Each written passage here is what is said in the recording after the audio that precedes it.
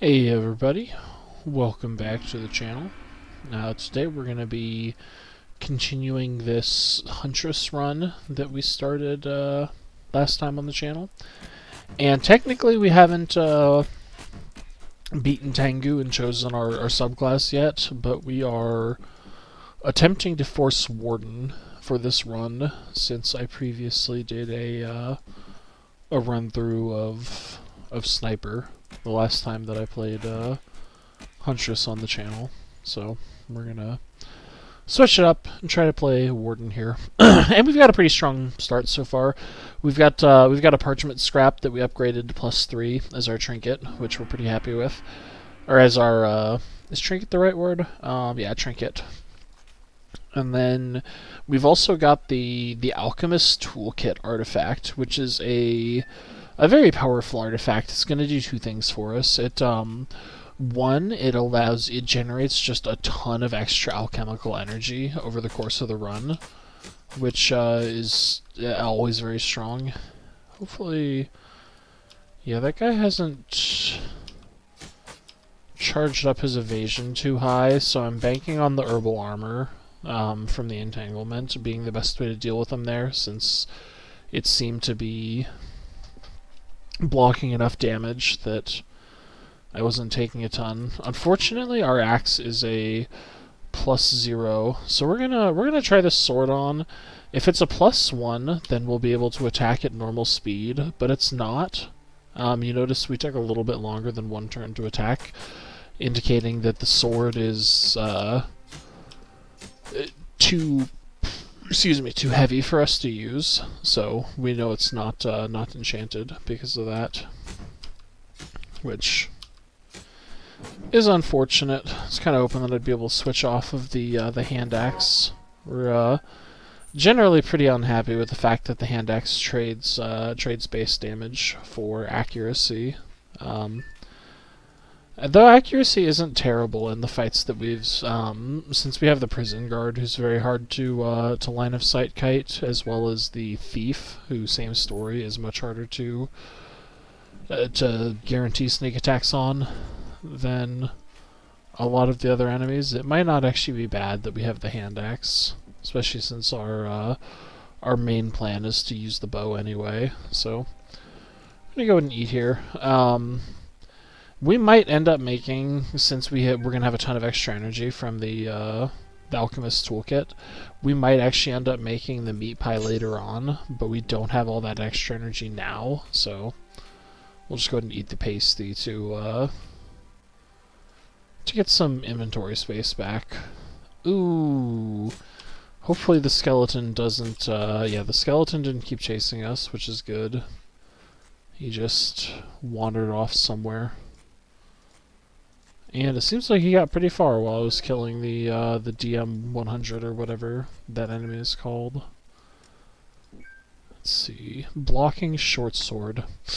Excuse me. I'm gonna go ahead and equip that blocking short sword. We definitely have the strength requirement. I think that the short sword is a better base weapon than the hand axe. And also I think blocking is a better enchant than chilled is. So all around, that's likely to just be an improvement. So we're relatively happy to see that. That's going to be a pretty common theme, because the parchment scrap guarantees us that our random drops that we see aren't going to be cursed. We're going to end up switching build before we really invest scrolls into a weapon. We're going to be switching quite a bit, just because we can just equip most of the items, since we guarantee that they're not cursed. Let's see if we can kill this skeleton. That's pretty. I'm not sure if I want to try to sneak up on that robot, or if I want to shoot it, take one hit. I think I'm going to take one hit and let it chase me through the door now. And I could have technically gotten to it without taking any hits, but I would have had to have gotten pretty lucky for it to not wake up all the way there. We got a health well here, which is pretty nice. So we're gonna...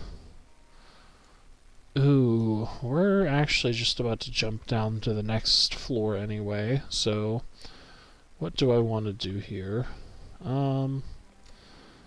Let's first, so you need a total of 60 energy to upgrade the Alchemist Toolkit all the way to +10. So we're, in standard form for the way that I play my runs, gonna burn a ton of, just gonna burn a ton of consumables early to, rush our way to maxing out our item. That's an upgrade scroll. So 45 gives us up to +7. So that should be quite a bit. And the reason that we're happy to do this early is because the higher the level of the Alchemist Toolkit, the more energy you get as you gain experience. So it pays off pretty significantly to do it early rather than doing it late. To the point that I'm tempted to actually, and I think I am actually going to. Let's see, we're gonna turn. Nope, we're gonna turn one of those identify scrolls into energy. And we're gonna turn one of the magenta potions into energy, and we're going to turn this potion that's probably an invisibility potion into energy, and at worst we get the identify on it. So yeah, it was an invisibility potion. And we're gonna excuse me, go ahead and max out the Alchemist Toolkit now. And now the Alchemist Toolkit at +10 should just generate us a significant amount of energy, just for moving around and gaining experience, killing stuff, the whole, the standard set of things that you need to do in this game to achieve rewards. Pretty unfortunate that we got pulled into an anti-magic prison guard with a skeleton immediately after spending all those consumables, but we're not doing too bad here. Fortunately, our blocking short sword is not enchanted, or it's +0, so we weren't able to luck out on getting some bonuses there. I'm gonna drink my water skin here. I think this fall will kill me if I take it at 11 out of 70. Then as soon as I land, we're gonna go ahead and drink a healing potion. That'll identify the potion as well as just canceling out the bleed and the cripple immediately. Step back to get the more accurate bow shot against the wraith there, which isn't 100% hit. Like, you can still miss, and it's a bummer when that happens, but you have better accuracy if you shoot the bow at it, so it's worth taking the time to do that. Let's see. It looks like we got the. I think this looks like the corpse dust. Oh, that's all sorts of not good. We're gonna try to take the thief out first because we don't want to lose our inventory items, and the ability to kill him with the spirit bow is pretty strong compared to the ability to, or the requirement to use the melee weapon against the prison guard there. Ooh, we got a scale armor of brimstone. That's pretty exciting. We might end up using that against Tengu, depending on how leveled or not leveled that piece of equipment is. Fortunately, the summoner isn't going to follow his skeleton. Did he just summon the skeleton and then run off? What a turd. Yeah, that's obnoxious. We've got another skeleton here to make things difficult for me. Okay, let's see if I can lose this. Oh, there's the summoner finally anyway. So at very least we're not we're not wasting time killing a summoned skeleton. Which maybe it would have been worth it to kill that summoned skeleton instead of dragging myself into this double skeleton fight, which turned out pretty badly for me, but I don't know. It's the principle of the thing. It feels inefficient to kill the summoned skeletons when the summoner will just summon another one. Even though it might occasionally still be the right thing to do anyway. Let's see, we're incentivized to find the stairs up. Just to trigger that Wand Maker quest.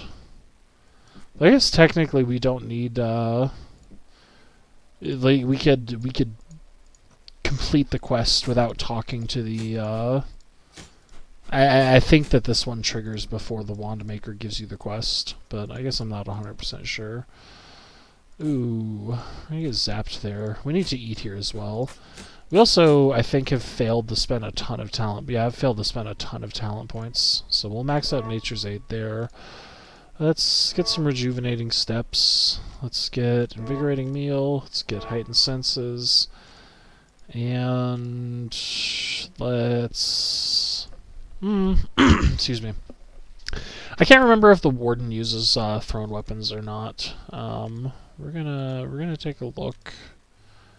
Let's see, durable tips. So I do actually care about, or I have a build that uses tipped darts as the Warden. So we, if that's the case, I think I am gonna take 1 point in durable projectiles then, just in case I decide that I want to use tipped darts as a primary part of my build. All right, let's see what this enemy has. That's a Vampiric Whip.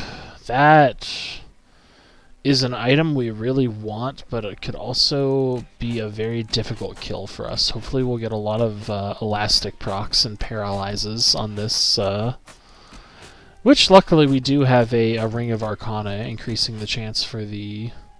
Yeah, so that was actually pretty decent. And that is a +1 Vampiric Whip, so we can actually equip that immediately, and we are going to do so and use it, because that's a pretty decent item.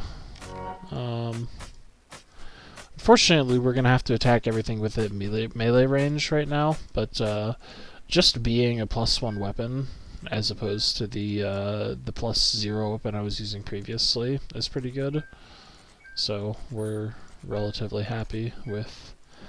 I think this is just a tombstone. Yeah, this is from the last time that I died on this floor.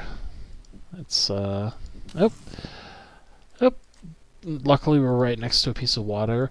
I think that the armor from this, like that plate armor, I think will still be guaranteed to be cursed because it spawned from a crypt. Okay, let's magic missile these apparitions down so that we can deal with the thief who's on his way to steal something. Oh, he stole my wand of magic missile. That's unfortunate. I was using that. That is a second plate armor there. That gives us the option possibly to if we can get one more plate armor, we might be able to reforge this plate armor at the blacksmith. So I'm not going to upgrade it immediately because I might be able to get a bunch of free upgrades out of the blacksmith and save some upgrade scrolls for my whatever the end game weapon I end up choosing is. And we're doing pretty well so far. Luckily, we can get really greedy with saving for our end game weapon with the parchment scrap, since the parchment scrap makes it so it's likely that random stuff that I pick up during the run is going to be usable. Alright, we found the wand maker for corpse dust. That's a pretty reasonably long run, which is unfortunate. And I don't think I want to do the necromancer build. I don't know if I could, even if I mean, I don't have the wand of corruption, so it's moot for that reason. But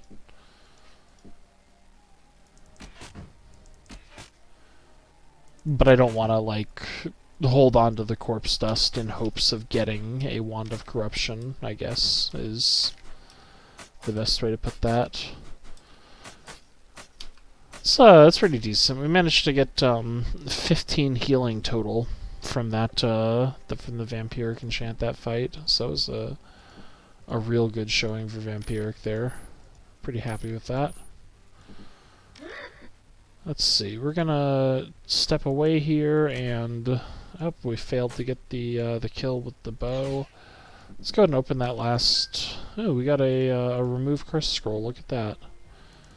And we still haven't picked up the corpse dust yet, so we're not spawning the wraiths. And now we'll go ahead and start. And we'll take a hit there, but you just wanna run to the wand maker as fast as possible. And the only time you want to stop to kill ghosts is if they block your path and you cannot get past them, which this would be a prime time for doing that. This is a particularly bad kind of corridor hallway here, especially with a prison guard here. Luckily, we were able to kill him pretty quickly with the +1 whip that we've got, so that could have gotten bad. These are both not great. We're going to take the Frost Wand, just because Frost Wands are, at very least, they're always useful during floors 16 to 20, when we can get free kills on fire elementals with them.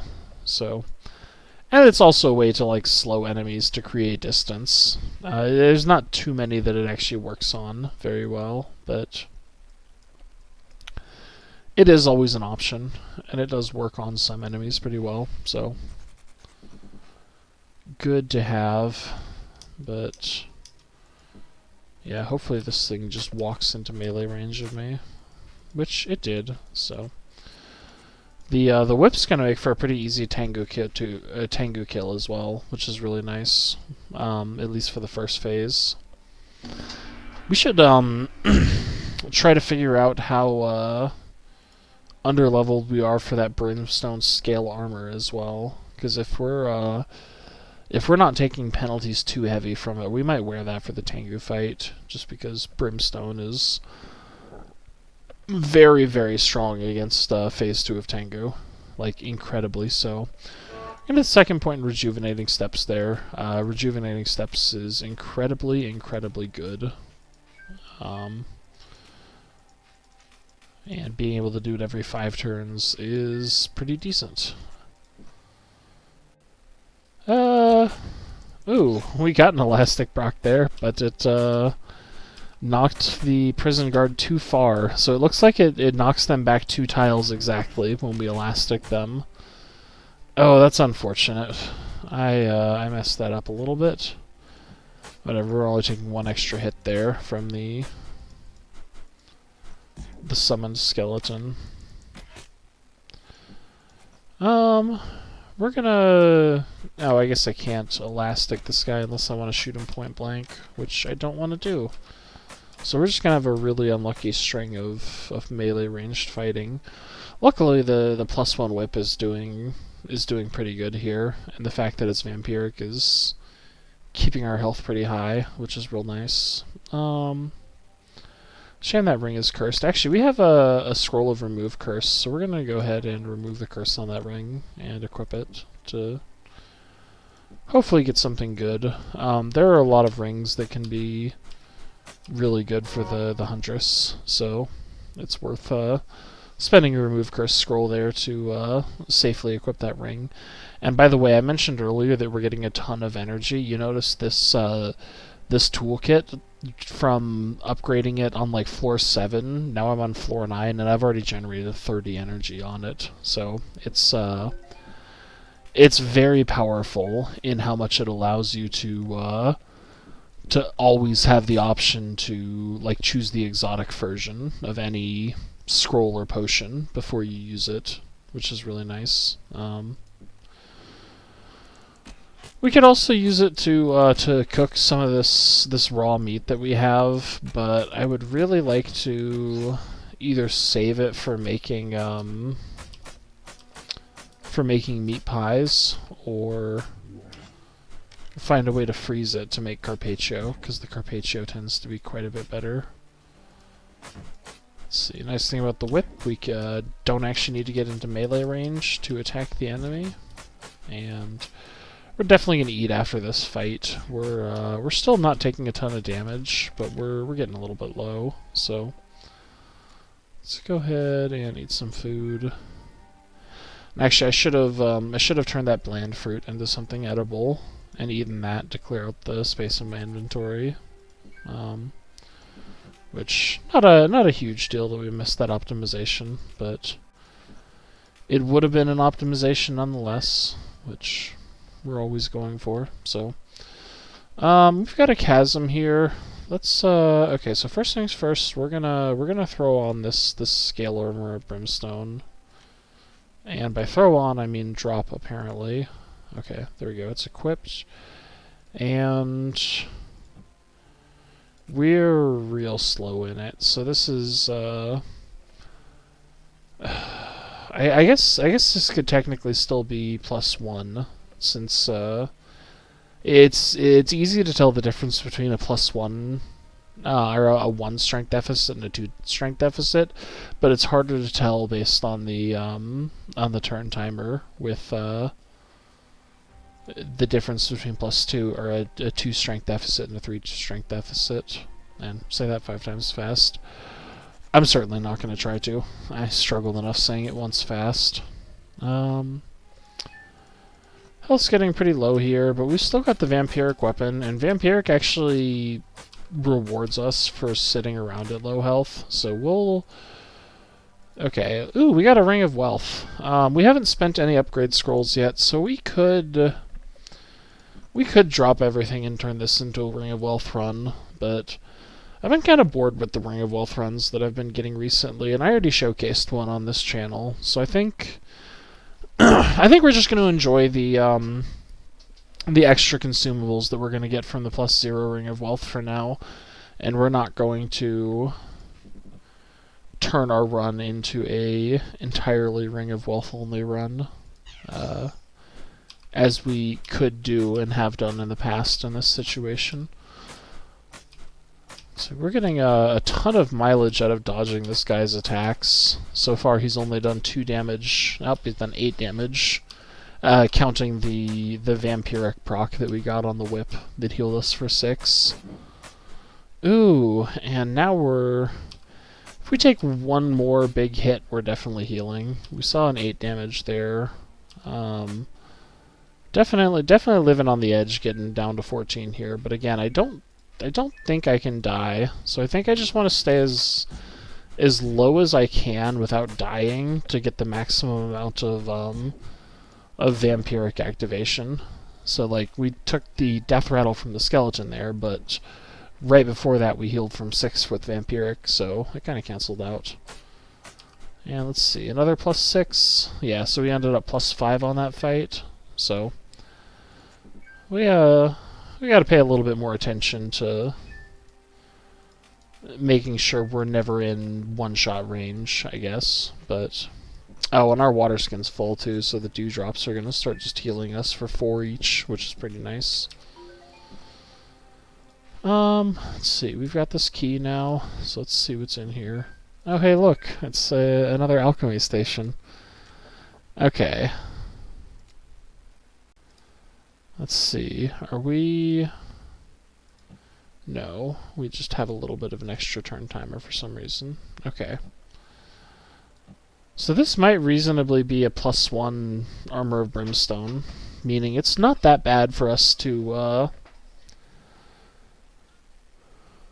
I think I'm actually going to use this, just because Brimstone is so incredibly powerful against Tengu. And the high base blocking on a scale armor, the 0 to 8, which should be 1 to 9, because again, I really do think this is a +1, and actually better than 1 to 9. It's 1 to like 13 or something like that, since it has tier 4 scaling.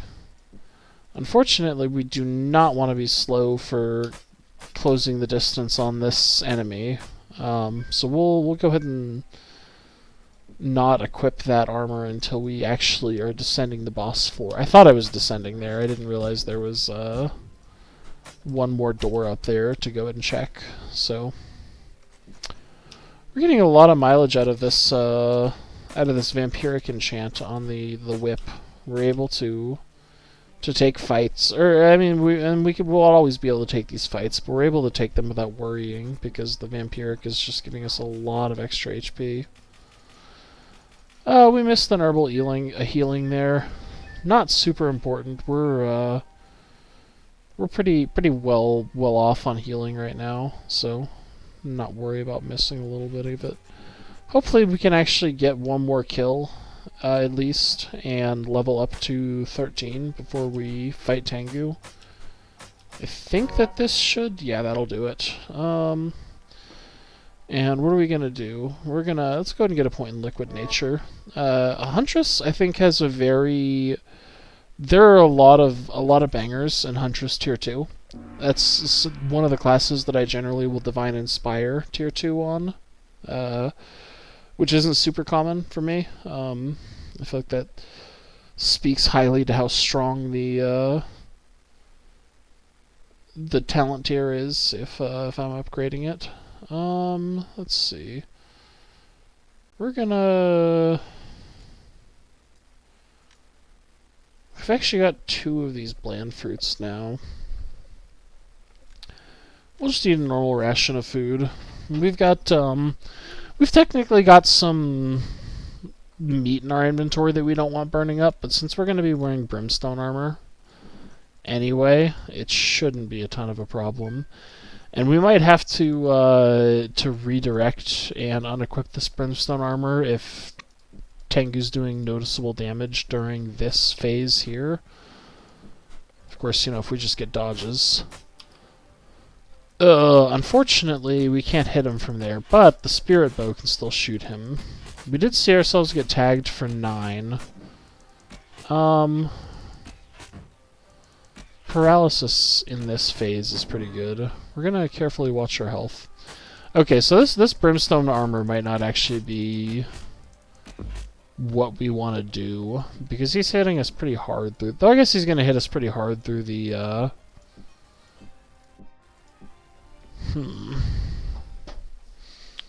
don't know what that blue potion is to turn into an alchemy item. None of these scrolls that are identified really do anything, so the alchemist toolkit isn't a huge boon to us here, unfortunately. How do I want to do this? I think we're gonna... what are we gonna do? We're gonna go ahead and switch back to the leather armor of entanglement here and just dodge the fire, hopefully. If nothing else, we've got plenty of healing to deal with Tengu, so it shouldn't be that. You know what? We're gonna assume that we'll lose fewer turns to the strength deficit than we would have to lose to. Of course, that might make dodging the bombs a little bit trickier, so we're gonna have to super respect the bombs. Yeah, he's tagging us for a lot of damage on some of these. Like, clearly we're high rolling sometimes on the armor, but when we low roll on the armor, it's super noticeable. Because we're taking like 9 or 10, which is just painful against Tengu. Though it is real nice to be able to, ooh, we're gonna possibly die here, so I'm gonna drink the potion there. We're not super happy about, let's see, we actually got that hit, which is pretty exciting. And we're just gonna stand here and shoot, because we're not slow that way. Make a little bit of distance away from the wall here, just so he can't trap us with a bomb or a lightning, whatever that is.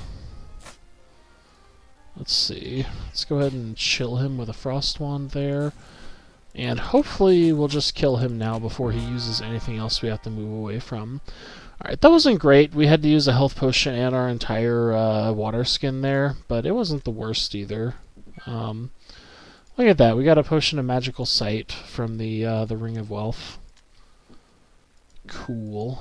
Then we're going to equip Tengu's Mask, and we're gonna go Warden here. Let's see. If I wasn't forcing Warden, I would say that this build could honestly go either way. The items that I have, nothing is super strong either way for Huntress versus, or for Warden versus Sniper. I guess the fact that we got Elastic on the Spirit Bow makes the Sniper pretty reasonably strong, but this is definitely kind of a mediocre first 10 floors so far, leaving us with a pretty open-ended build. So that's what we'll do for now.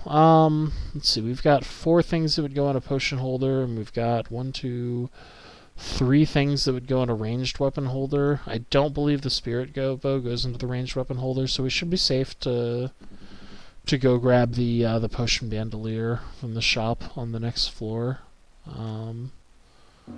Hopefully that works out for us. Yep, there is the potion bandolier.